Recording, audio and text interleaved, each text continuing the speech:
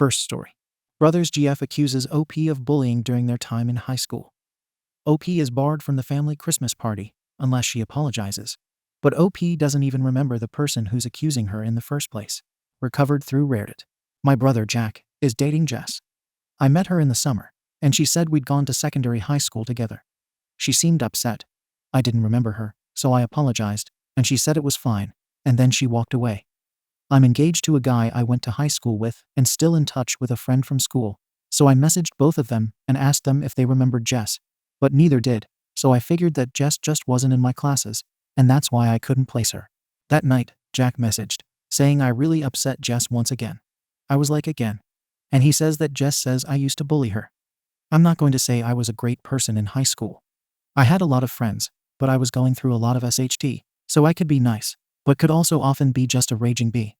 I never targeted or tormented anyone, and I truly do not think it crossed into bully territory, but I could be very rude and sarcastic. I was definitely an arsehole, but bully is a bit far IMO. Jack said I had to text him an apology so he could show it to Jess.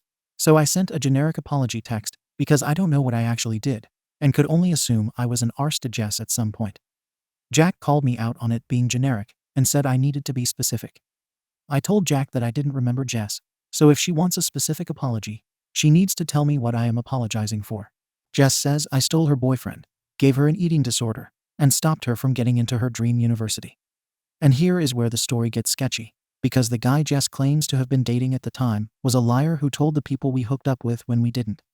As for the eating disorder, I was a B, but I would never encourage someone to develop an ED, as I had an ED myself and BDD, so I was not about to make someone else feel bad about their body when I felt like SHT about mine. As for the university, Jess says I made her fail an exam, and failing it kept her out of university. I have literally no idea what she means. I'm also pretty sure that Jess and I went to different sixth forms, and sixth forms are where you do A-levels, which are the ones that get you into university. So I have no idea how it's possible for me to have messed up her A-levels when we weren't in the same school. But the bottom line is that she believes that I am personally responsible for all of this.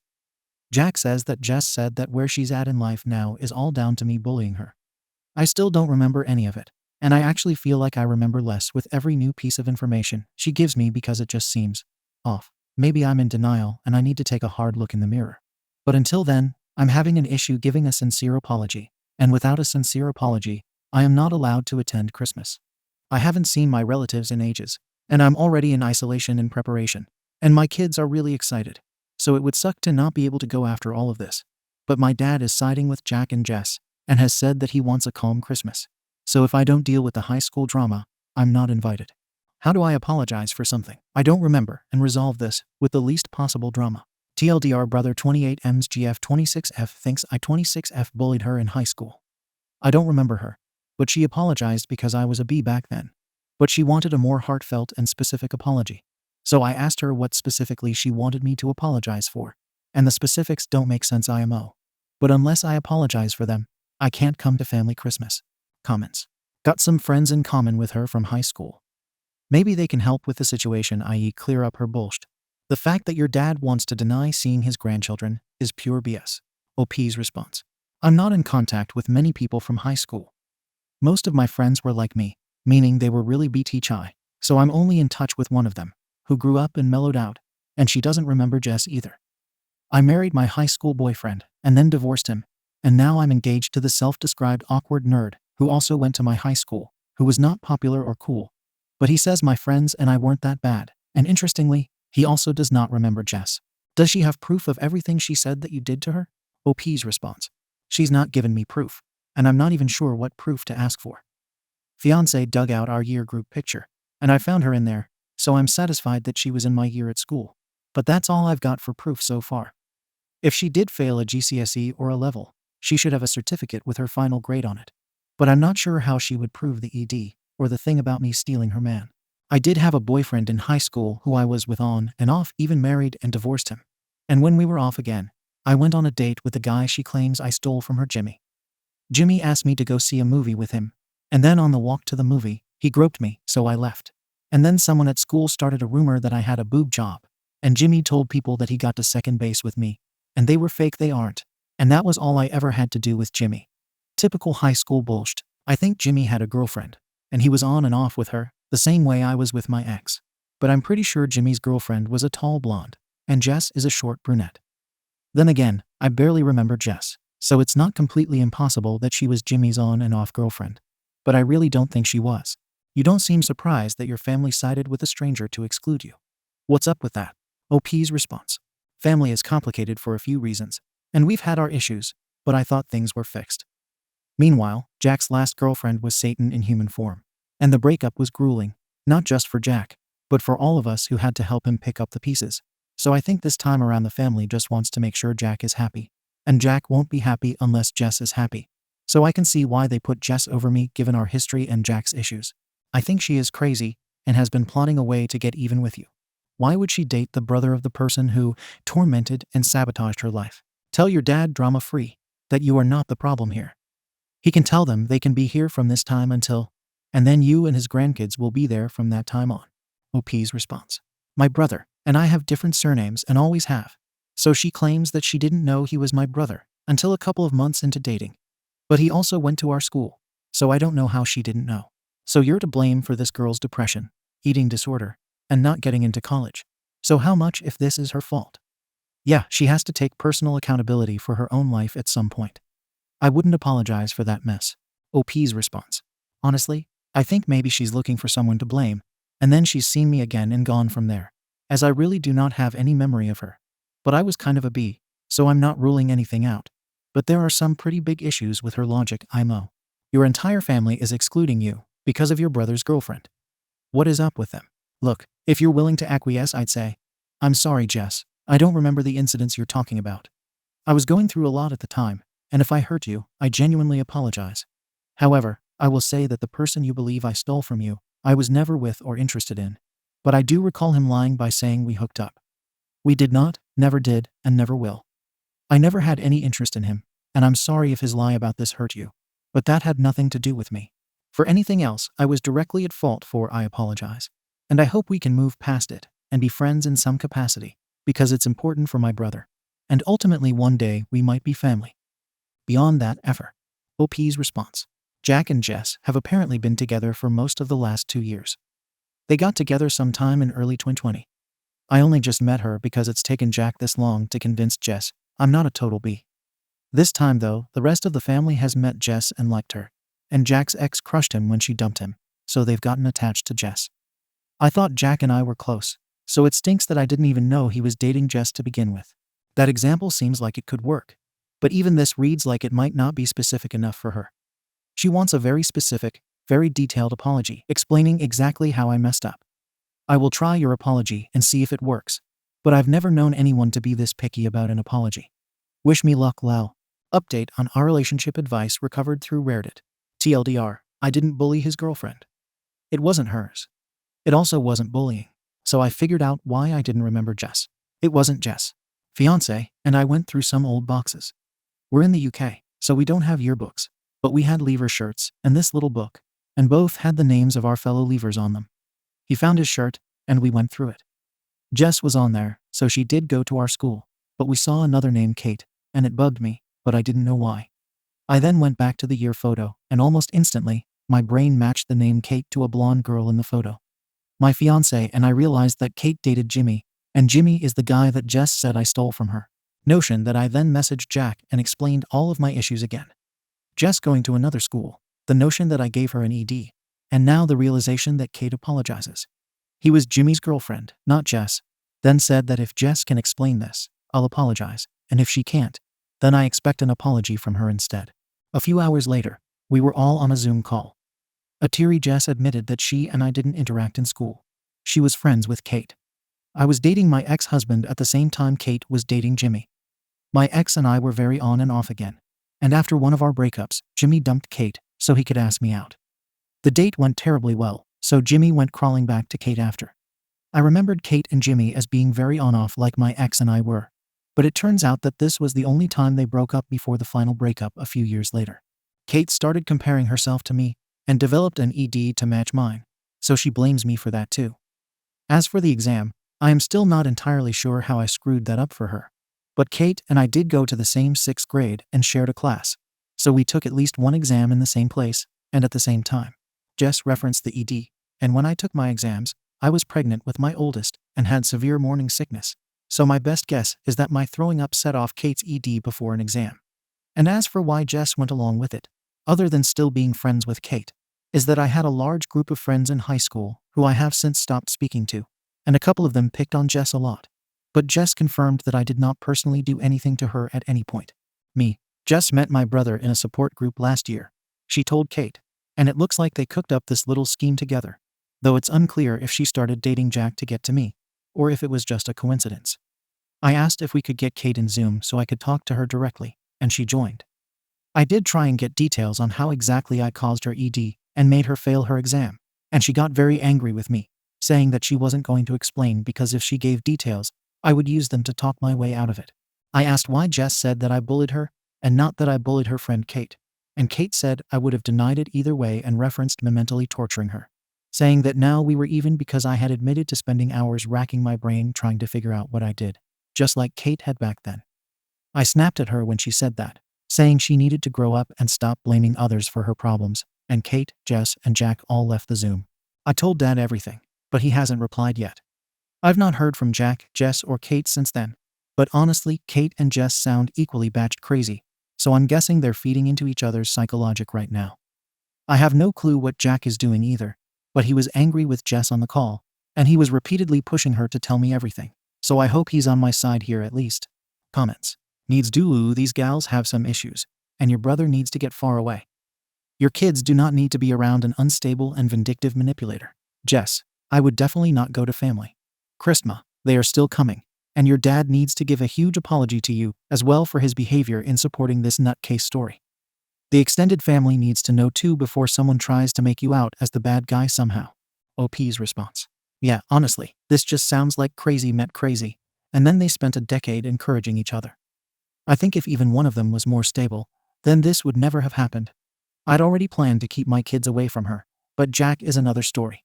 He loves Jess, and it took him a lot to leave his last relationship, which was bordering on abusive, so I don't know what he'll do here. He was clearly angry with Jess, so I hope he remembers how this felt and uses it to decide if he'll stay. But I hope he gets out, and that he knows I'm here if he needs me. Of course, you somehow believe they cooked up scheme, and aren't just using your brother? Are you mad? Of course, he is just being used. OP's response. I know that Jess dating Jack isn't a coincidence, and she knew who he was, who I was, and who I was to Kate before entering the relationship. But as she refused to meet me until more than a year into their relationship, and she stated multiple times on the call that she does love Jack, I hope that whatever happens next is the best route for all parties involved, whether that's Jack and Jess rebuilding some trust or Jack helping her pack her SHT and leave. You honestly can't let your dad live this one down. Your family is not backing their flesh and blood over some semi-random person who is lying. Not okay. OP's response. I'm not Dad's flesh and blood, so I can't really play that card, TBH. Follow-up comment. Is Jack your dad's flesh and blood? Is he your stepdad or adoptive parent? Where does your biological parent stand in all this, if he or she is in the picture? OP's response. Dad is Jack's biological dad. Jack and I share a biological mother who is not involved. My mom cheated on my dad with my bio dad, which all came out when I was about 10, and when they divorced, I had to live with mom and bio dad, and I was abused pretty badly. So when dad found out, he arranged for me to come live with him, and I've had no contact with mom and bio dad. Dad is my dad, even if we don't share DNA. If I were Jack, you could not convince me that Jess got with me to get to you. OP's response. That's how he seems to be responding. I don't think she got with him solely to get to me. I think that she just happened to meet Jack, then told Kate after they started dating, and things escalated from there. Jack and I don't even have the same last name, so it is possible that Jess didn't realize until she told Kate, and then Kate told her. I think if Kate was the one dating Jack, I could believe that she did it solely to get to me, but because it's just dating Jack, I think there is an element of coincidence here. Yes. Info. Are you invited back to Christmas? If yes, you shouldn't go, honestly. OP's response. Dad hasn't replied yet, but when he does, I'll know what's going on at Christmas. If Jess is still invited, I won't be going. Second story. OP's daughter almost had a breakdown in fear of asking him to be in the same room as his cheating ex-wife. OP has not spoken to each other in 6 years. My ex-wife 37F cheated on me 37M 6 years ago, and when I discovered her in a 4-month affair with a married man, We shared a 15-year-old daughter together and co-parented exclusively through my sisters or email. I found out because Affair's partner wife sent me all of the pictures and videos that they took cheating on us with on his phone. Some of the deal breakers for me were that she did anal and facials with Affair partner, but flat out refused to do those acts with me, citing that those acts were disgusting and against her integrity as a woman. She literally told me, her body, her rules. Before presenting her with the evidence I had given her a chance to come clean. However, she gaslighted me, even swore on our daughter's life. I told her that if you had any integrity or respect for me at all, you would tell me the truth right now. She held firm that I was crazy and making wild accusations with no facts. So I then present the facts. When confronted with the evidence, she broke down and looked me in the face and said, she is a piece SHT, and I knew her betrayal was beyond disrespectful and ultimately something I would never forgive. I told her to go forward under no circumstances except health, safety, and the life or death of our daughter, should she contact me. We divorced soon after. Fast forward 6 years later. Last month, my daughter asked if I would attend a dinner that she was cooking to prepare for her baking and cooking competition. I of course agreed, but the kicker was that her mother or my ex-wife would be there too. She knows why we divorced and accepts my NC with her mother. Mind you, I haven't seen or spoken to my ex-wife in close to 6 years. At the dinner, some of my former in-laws and ex-wife were there, and will be there as my sisters and myself. My daughter's food was delicious, and everything went smoothly.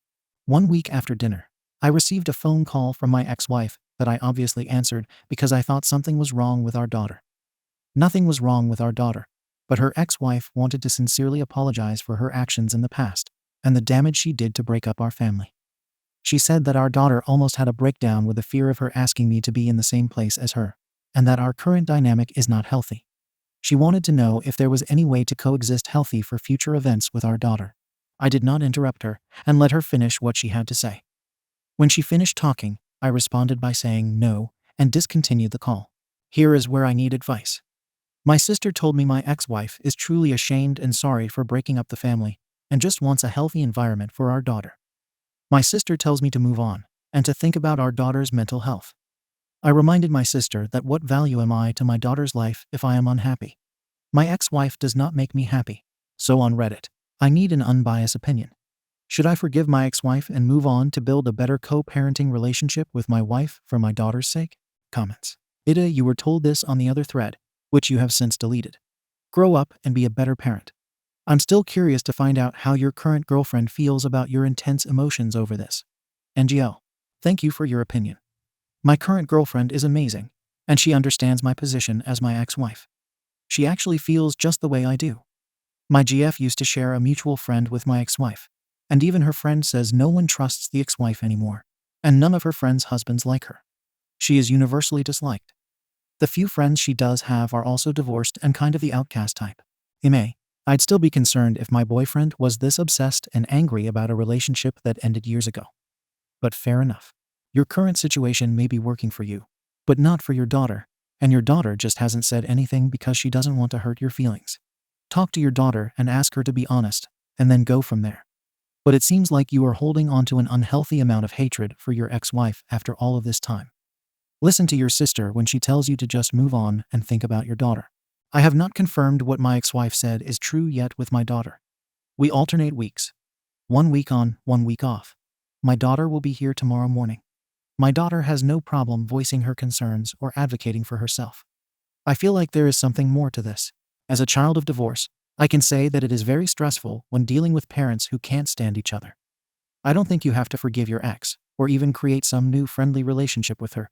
But at the very least, be more open about communication, just with general stuff about your daughter, and show her your daughter that she shouldn't be afraid to want both of her parents at important engagements like her dinner. In short, you don't ever have to forgive your ex, but you do have to move on for the sake of your daughter. Overall, the advice is that he needs to move on and be a better co-parent for the sake of his daughter. Update. I spoke to my 15-year-old daughter yesterday, and what she had to say was an eye-opener. She told me that she knows that I love her and would do anything for her. So she doesn't want to abuse my love for her by making me do things I normally would not otherwise do. She says her mom is struggling with sadness sometimes and tells her all the time that your father is not ever going to move past hating me, which makes it hard for everyone else to stop judging her for her past as well. Apparently, my ex-wife is venting her grievances with our daughter because she has so few friends. Context: the ex-wife lost the majority of our childhood friends, as we all grew up together.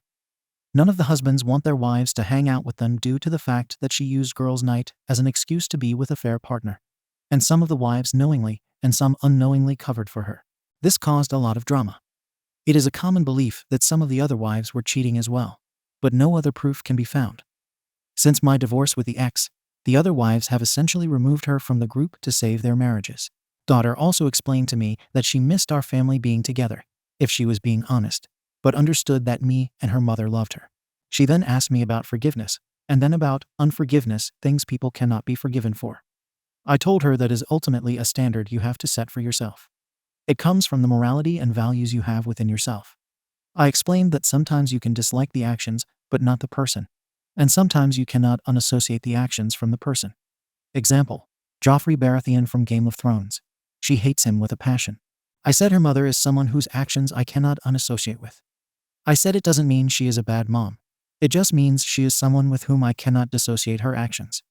As a result, my and her relationship can never be the same. I then told her that just because someone says sorry, it doesn't mean that everything is okay. Unfortunately, some actions have consequences, and in her mother's case, her actions are part of who she is as a person.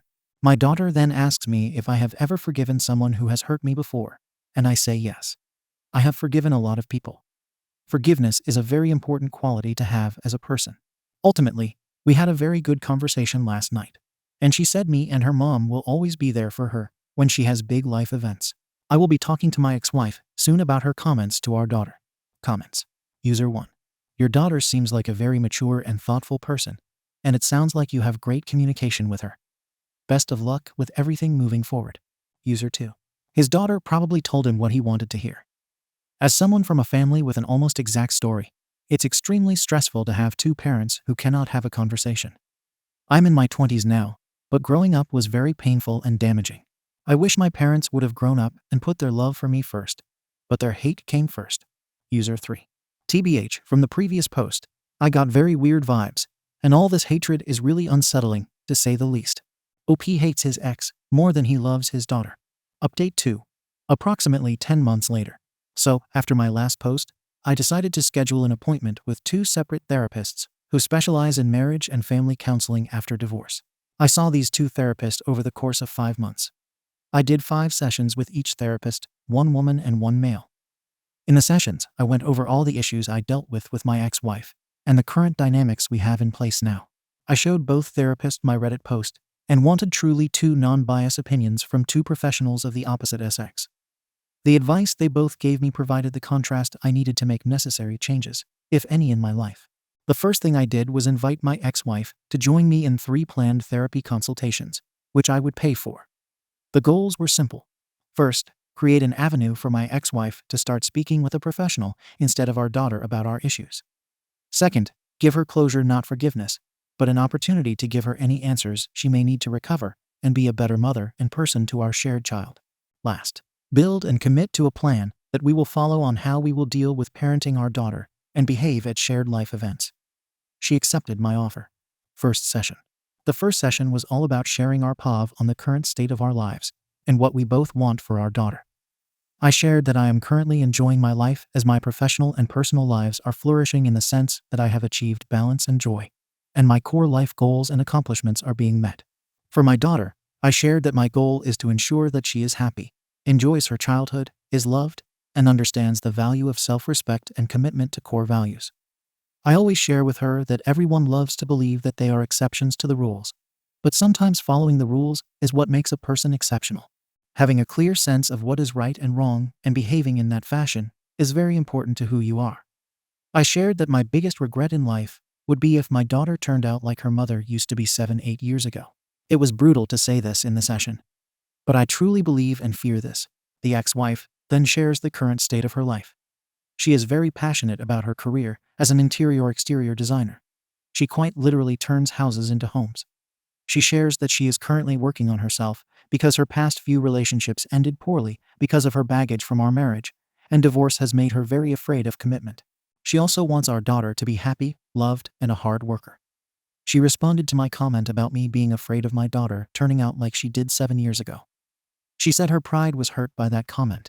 But years of therapy helped her realize she must accept that her actions of the past have warranted that kind of comment from me. She said she knows our daughter does not want to be like her because she has asked her many times, besides cheating on dad, what the real reason is why he will never forgive you. She said people cheat and get divorced all the time, but they are still friends. However, dad truly thinks you are a bad person, but you are a good mom. For years, she thought I was poisoning our daughter against her, but she quickly realized that was just her own guilt eating her away. The session ended quickly after that. Second session. This session, my ex-wife asked a lot of questions. I mean a lot. Nevertheless, I answered all of them honestly and bluntly. The 3 main questions she asked were the following. 1. How did I heal from the wounds that she caused? And what advice could I give her as she is still trying to heal from the wounds she caused herself? I explained that the damage she caused wasn't like a stab or a cut wound that you could stitch back together. I said her damage was more like amputating a limb from my body. My recovery wasn't focused on healing, but rather on how to walk, lift, or learn how to eat with my feet, because I no longer had hands. I recovered from what she did by reteaching myself how to not be defined by my disability, become a victim, but more importantly, by gaining strength from it. I ended by saying I am still recovering. There is no healing to this wound. The leg is gone. I said my advice to her would be to not amputate your next partner. Stop focusing on healing and start prioritizing recovering from the damage you caused. Some things cannot be fixed, but they can sometimes be replaced or provide a life lesson on how to behave in the future. 2. How can she replace what she has broken? I reply by giving an analogy. When a woman has a miscarriage, she doesn't replace the child she has lost when she has another baby. She values the life of the child she has because she knows what it is like to lose a child or not have a child at all. She doesn't replace what she has lost. She has to use her previous loss as a vehicle to find love in what she has now. I reiterated that she cannot replace or fix this. Her actions are permanent and cannot be undone. She must recover and use her experience to be better next time. 3. Is there anything she could do to allow us to be friends again? I replied by saying no. However, her being a great mother to our daughter and showing her how to recover from the mistakes she made in the past would go a long way in making sure our shared interests are met. I explained that there is no scenario in which I can give you forgiveness because it is not a gift I can give. This gift must come from yourself. I cannot be responsible for your happiness or forgiveness. 4. Would you allow me to keep trying? I am sure. Last session. In the last session, we reached major agreements. We came to an agreement that I would allow her to contact me outside of an emergency if she agreed to not speak about our relationship with our daughter. Please let her be a kid. She can call me directly if she wants to coordinate vacations, holidays, or gifts. I will agree to do 1 counseling session a year with her until our daughter is married or graduates from college. The goal of the session is to build a stronger co-parent relationship and ensure we are not letting our past ruin our shared experiences with our daughter. Overall, it has been 3 months since our last session, and I believe that I did what was the most important immediate need for the child, which was to ensure she does not feel she is responsible for me and her mother's happiness when it comes to her life.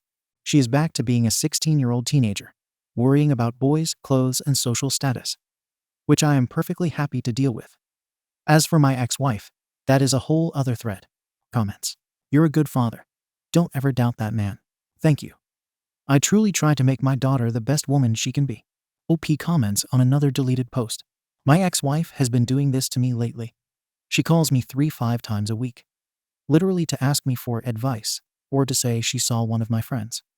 What she is really doing is trying to integrate back into my life. The only reason I can answer is because we share a daughter. Thank you for watching the video. If you are interested in listening to these kinds of stories, we've got more in store for you. Simply subscribe to our channel, hit the like button, and share it with your friends.